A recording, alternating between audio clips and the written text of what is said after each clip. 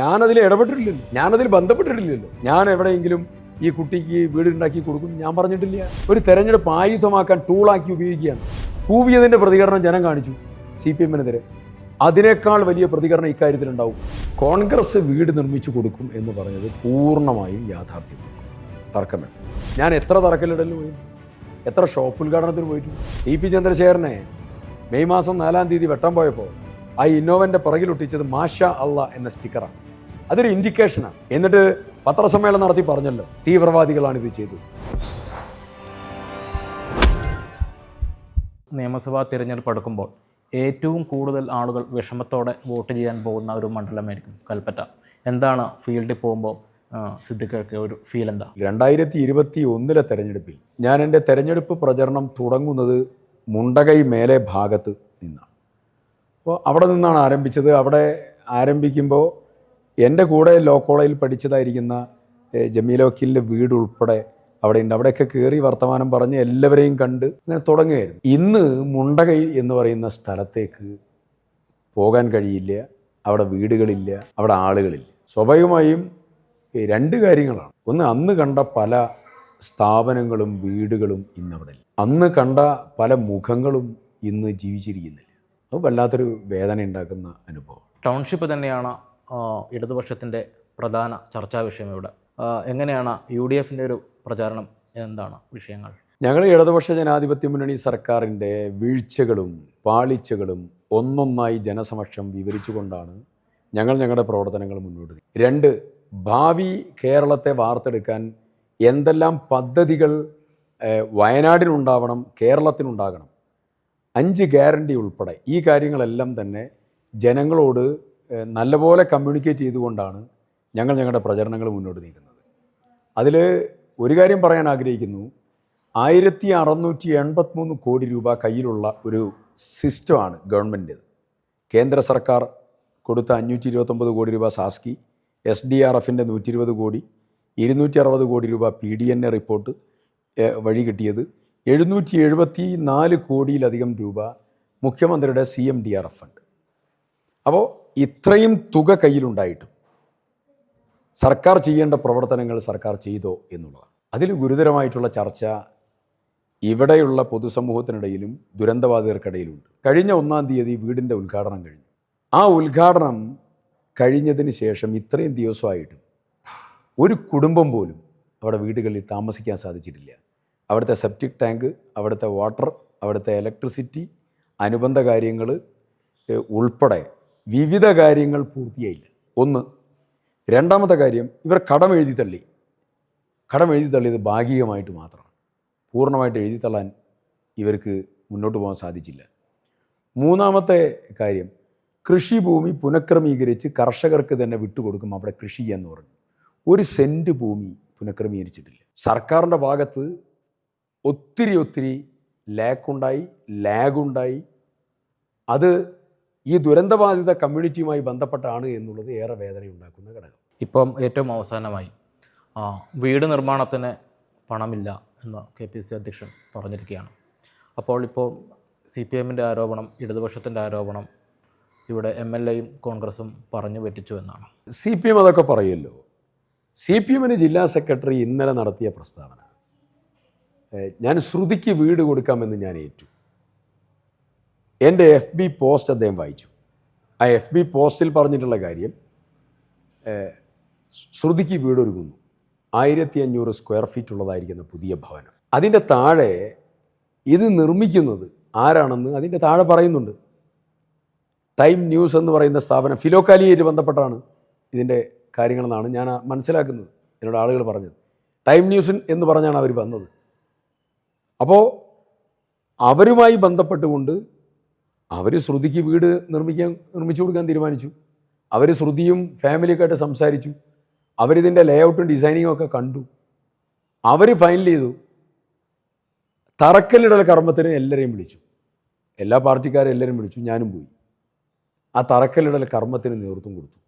ഞാൻ ചോദിക്കുന്നത്, ഞാനിവിടെ നാസർ മാനുവിൻ്റെ മാനന്തവാടി രൂപതയുടെ മറ്റുള്ളതായിരിക്കുന്ന പിന്നെ ഒരുപാട് സംഘടനകളുടെ ഔദ്യോഗിക സംഘടനയും പിന്നെ മറ്റുള്ള സംഘടനകളും വിവിധ സംഘടനകളുടെയൊക്കെ ഇതുപോലെയുള്ളതായ കല്ലിടൽ ചടങ്ങിൽ അതല്ലെങ്കിൽ സഹായധനം കൊടുക്കുന്ന ചടങ്ങിൽ ഇതിലെല്ലാം ഞാൻ പങ്കെടുക്കാറുണ്ട്. അതുപോലെ ഞാൻ ഈ ചടങ്ങിൽ പങ്കെടുത്തിട്ടുണ്ട്. ഞാൻ എവിടെയെങ്കിലും ഈ കുട്ടിക്ക് വീടുണ്ടാക്കി കൊടുക്കുന്നു ഞാൻ പറഞ്ഞിട്ടില്ല. അപ്പോൾ എൻ്റെ നേരെ ഒരു തീർത്തും വ്യാജമായ ആരോപണം ഉന്നയിക്കുകയാണ്. എന്നെ നേരത്തെ കൂവിയതിൻ്റെ പ്രതികരണം ജനം കാണിച്ചു CPM-നെതിരെ. അതിനേക്കാൾ വലിയ പ്രതികരണം ഇക്കാര്യത്തിലുണ്ടാവും. കള്ളം പറഞ്ഞ ഒരാളുടെ മുഖം വികൃതമാക്കി തെരഞ്ഞെടുപ്പ് അട്ടിമറിക്കാൻ നോക്കുക. അത് ചെയ്യാൻ പറ്റുന്ന കാര്യമല്ല, നടക്കില്ല. കൽപ്പറ്റയിൽ നടക്കില്ല, തർക്കം വേണ്ട. കോൺഗ്രസിൻ്റെ ഭൂമിയിൽ വീട് നിർമ്മിച്ചു എന്ന പ്രതിപക്ഷ നേതാവിൻ്റെ വാക്കുകൾ ഇപ്പം വലിയ രീതിയിൽ ചർച്ചയാവുന്നുണ്ട്. കോൺഗ്രസ് വീട് നിർമ്മിച്ചു കൊടുക്കും എന്ന് പറഞ്ഞത് പൂർണ്ണമായും യാഥാർത്ഥ്യമാക്കും, തർക്കം വേണ്ട. കോൺഗ്രസ് വീട് നിർമ്മിച്ചു കൊടുക്കും. KPC പ്രസിഡന്റ് അക്കൗണ്ടിലേക്ക് വന്നതായിരിക്കുന്ന കാശിൻ്റെ വിവരങ്ങളാണ് KPC പ്രസിഡന്റ് പറഞ്ഞിട്ടുള്ളത്. കോൺഗ്രസ് ഈ ദുരന്തബാധിത സമൂഹത്തിൽപ്പെട്ട ആളുകൾക്ക് കൊടുക്കാം എന്ന് പറഞ്ഞിരിക്കുന്ന 100 വീട് കൊടുത്തിരിക്കും. ഇപ്പോൾ ഒരു പോളറൈസേഷൻ ഉണ്ടാക്കാൻ ശ്രമിക്കുകയാണ്. എന്താ പോളറൈസേഷൻ എന്ന് പറഞ്ഞാൽ, സർക്കാർ പദ്ധതി CPM-ൻ്റെ പദ്ധതിയാണ്, കോൺഗ്രസിൻ്റെ പദ്ധതി കോൺഗ്രസിൻ്റെ. അങ്ങനെയല്ല, സർക്കാരിൻ്റെ പദ്ധതിയിലേക്ക് പണം കൊടുത്തവരാണ് കേരളത്തിലെ എല്ലാവരും.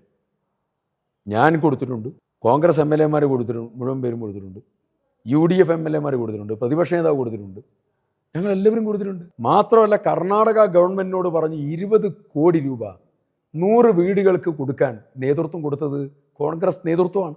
കോൺഗ്രസ് ആപ്പിലൂടെ കിട്ടിയതായിരിക്കുന്ന പണത്തിൻ്റെ ഒത്തിരി മടങ്ങ് പണം അവിടെ ചെലവഴിക്കേണ്ടി വരും. ആ പണം പാർട്ടി തലത്തിൽ സമാഹരിച്ച് ക്രമീകരിച്ച് ഞങ്ങൾ ചെയ്യും. ലേറ്റസ്റ്റ് ആയിട്ട് നമ്മുടെ ശ്രുതിയുടെ വിഷയത്തിൽ താങ്കൾക്കെതിരെ ഇങ്ങനെ ആരോപണങ്ങളും പ്രചരണങ്ങളൊക്കെ നടക്കുമ്പോൾ ഇത് വോട്ടെടുപ്പിൻ്റെ തൊട്ടടുത്ത ദിവസങ്ങളിലാണ് നടക്കുന്നത്. ഇത് ഏതെങ്കിലും തരത്തിൽ ബാധിക്കുമെന്ന് തോന്നുന്നുണ്ടോ?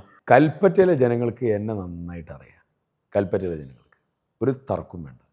കൽപ്പറ്റയിലെ ജനങ്ങൾക്ക് എന്നെ നന്നായിട്ട് അറിയാം. ആ അറിയുന്ന ജനതയെ തെറ്റിദ്ധരിപ്പിക്കാൻ വ്യാപകമായിട്ടുള്ള പരിശ്രമങ്ങൾക്ക് നേതൃത്വം കൊടുക്കുക, പല രീതിയിലുള്ള. അതൊന്നും ഇവിടെ നടക്കുന്ന കാര്യമല്ല. ശ്രുതിയായിട്ട് ഈ കാര്യം സംസാരിച്ചോ? ഞാൻ സംസാരിച്ചു. ഞാൻ ഇന്നലെ ശ്രുതിയോട് സംസാരിച്ചിരുന്നു. ശ്രുതി എന്നോട് പറഞ്ഞു, എന്നെ രാവിലെ റഫീഖ് എന്ന് പറഞ്ഞ ആൾ എന്നെ വിളിച്ചിട്ട് വീടിൻ്റെ കാര്യം ചോദിച്ചു. വീടിൻ്റെ കാര്യം ഇങ്ങനെയാണ്, അവർ നിർമ്മിച്ചില്ല എന്നുള്ളത് പറഞ്ഞു. അത്രേ പറഞ്ഞുള്ളൂ. പിന്നെ സർക്കാരിൻ്റെ വീട്ടിലേക്കുള്ള അപേക്ഷയുടെ കാര്യം പറഞ്ഞു. ഈ 2 കാര്യം സംസാരിച്ചുള്ളൂ എന്ന് പറഞ്ഞു. ശ്രുതി പറഞ്ഞത്, ഞാൻ ഒരിടത്തും ചേട്ടനെതിരായിട്ടുള്ള ഒരു കാര്യം ഞാൻ സംസാരിച്ചില്ല, എനിക്ക് സംസാരിക്കില്ല എന്ന് പറഞ്ഞു. ഞാനതിൽ ഇടപെട്ടിട്ടില്ലല്ലോ, ഞാനതിൽ ബന്ധപ്പെട്ടിട്ടില്ലല്ലോ. പിന്നെ എങ്ങനെ എനിക്കെതിരെ പറയാ? ആ കുട്ടി വളരെ കൺവിൻസിംഗ് ആയി എന്നോട് സംസാരിച്ചു. നിങ്ങളോട് ഒരു തരത്തിലുള്ള തെറ്റിദ്ധാരണയില്ല? ഒരു തെറ്റിദ്ധാരണയും ഉള്ളതായി എന്നോട് പറഞ്ഞില്ല. ഞാനിതിൽ എൻ്റർ ചെയ്യുന്നത് തറക്കല്ലിടുന്ന സമയത്താണ്. ഈ ഏജൻസി എനിക്കറിയില്ല. ഈ ഏജൻസിയെ പറ്റിയുള്ള അന്വേഷണവും കാര്യങ്ങളും സംസാരമൊക്കെ നടത്തിയത് ഫാമിലി തന്നെയാണ്. അവരാണ് തീരുമാനം എടുത്തത്. അതിൻ്റെ തറക്കല്ലിടലിന് എന്നെ വിളിച്ചപ്പോൾ ഞാനും പോയി. അത്ര ഞാൻ എത്ര തറക്കല്ലിടലിന് പോയിട്ടുണ്ട്, എത്ര ഷോപ്പ് ഉദ്ഘാടനത്തിന് പോയിട്ടുണ്ട്. അതുപോലെ ഇടപെട്ടേ ഉള്ളൂ അല്ലേ? അങ്ങനെയുള്ളൂ. അതാ കുട്ടിയും പറഞ്ഞു. ശ്രുതി നേരത്തെ താങ്കളെ പറ്റി പറഞ്ഞത് സഹോദരനെ പോലെയാണ് സിദ്ദിഖ് MLA എന്നാണ്. ഇപ്പോൾ CPM അവരെ ഏതെങ്കിലും തരത്തിലുള്ള തിരഞ്ഞെടുപ്പ് ആയുധമാക്കുകയാണോ നിങ്ങൾക്കെതിരെ? അല്ല, ഒന്ന്, ശ്രുതിയെപ്പോലെ ജീവിതത്തിൻ്റെ ഏറ്റവും പ്രയാസകരമായ മേഖലയിലൂടെ സഞ്ചരിച്ചതായിരിക്കുന്ന ഒരു പെൺകുട്ടിയെ ഒരു കാരണവശാലും ഇത്തരം വ്യാജഹീന ആരോപണം ഉന്നയിക്കാൻ വേണ്ടി ഉപയോഗിക്കരുതായിരുന്നു. അത് വളരെ ക്രൂരമായിപ്പോയി. അതൊരു മനുഷ്യത്വരഹിതമായ നടപടിയായിപ്പോയി. ഒരു പൊതുപ്രവർത്തകൻ ചെയ്യാൻ പാടില്ലാത്ത അധാർമികമായിട്ടുള്ള പ്രവർത്തനം, ഒരു ബേസ്ലെസ്സായ അന്യായമായ പച്ചക്കള്ളം, നുണ പറയാൻ ഇതുപോലെ ഒരു ദുരന്തബാധിതയായിട്ടുള്ള ഒരു കുട്ടിയെ ഉപയോഗിക്കുകയാണ്. അവരെ ഇതിലേക്ക് വലിച്ചിഴക്കുകയാണ്. ഒരു തിരഞ്ഞെടുപ്പ് ആയുധം പോലെ, ഒരു തെരഞ്ഞെടുപ്പ് ആയുധമാക്കാൻ ടൂളാക്കി ഉപയോഗിക്കുകയാണ്. ഇതിനേക്കാൾ വലിയതായ ഒരു അധാർമിക പ്രവർത്തനമുണ്ടോ?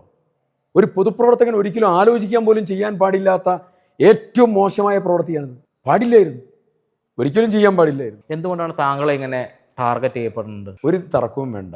മാങ്ങയുള്ള മാവിന് കല്ലെറി. അതിനെ ഒറ്റവാക്കിൽ പറഞ്ഞാൽ അങ്ങനെയാണ്.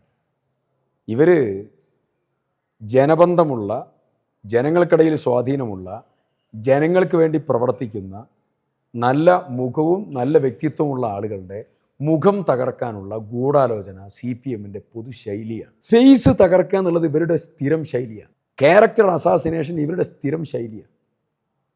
അത് എനിക്കെതിരെ ഇന്നും ഇന്നലെയും തുടങ്ങിയതല്ല, ഇവർ കുറേ കാലമായി തുടങ്ങിയതാണ്. ഞങ്ങളിതിനൊന്നും ഭയക്കില്ല.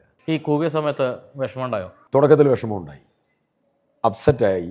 തുടക്കത്തിൽ കുറച്ച് സമയം ഞാൻ രാജൻ മിനിസ്റ്ററോട് വേദിയിൽ വെച്ചുകൊണ്ട് പറഞ്ഞു, രാജൻ മിനിസ്റ്ററെ, നിങ്ങൾ പൊളിറ്റിസൈസ് ചെയ്തു പ്രോഗ്രാം. ഇത് ഇവിടെ ചെയ്യാൻ പാടില്ലാത്ത നടപടിയാണ്. അടിയന്തരമായി നിങ്ങൾ ഈ കാര്യത്തിൽ ഇടപെടണം. മുഖ്യമന്ത്രിയോ മന്ത്രിമാരോ ഒരാൾ പോലും ഇടപെട്ടില്ല. സത്യത്തിൽ അവരെ ആസ്വദിക്കുന്ന രീതിയിലാണ് അവിടെ നിന്നത്. ഒരു കുഴിയെടുത്ത് ആ കുഴിയിൽ 4-5 പാക്കറ്റുകൾ വെച്ച് ആ പാക്കറ്റുകൾ പരിശോധനക്കയച്ച് അവസാനം ഇത് അച്ഛൻ്റെ അല്ലെങ്കിൽ അമ്മയുടെ അല്ലെങ്കിൽ മക്കളുടെ പേരക്കുട്ടികളുടെ സഹോദരൻ്റെ സഹോദരിയുടെ ബോഡിയാണ് ഇവിടെ അടക്കം ചെയ്തത് എന്ന് കണ്ട് ആ കുഴിമാടത്തിൻ്റെ മേലെ പോയി പൊട്ടിക്കരയുന്നൊരു കമ്മ്യൂണിറ്റിയാണ്.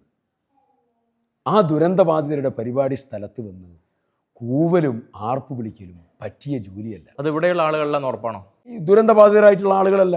അവർ ആ പരിപാടി കഴിഞ്ഞ് ഞാൻ നേരെ ദുരന്തബാധിതരുടെ അടുത്ത് പോയല്ലോ.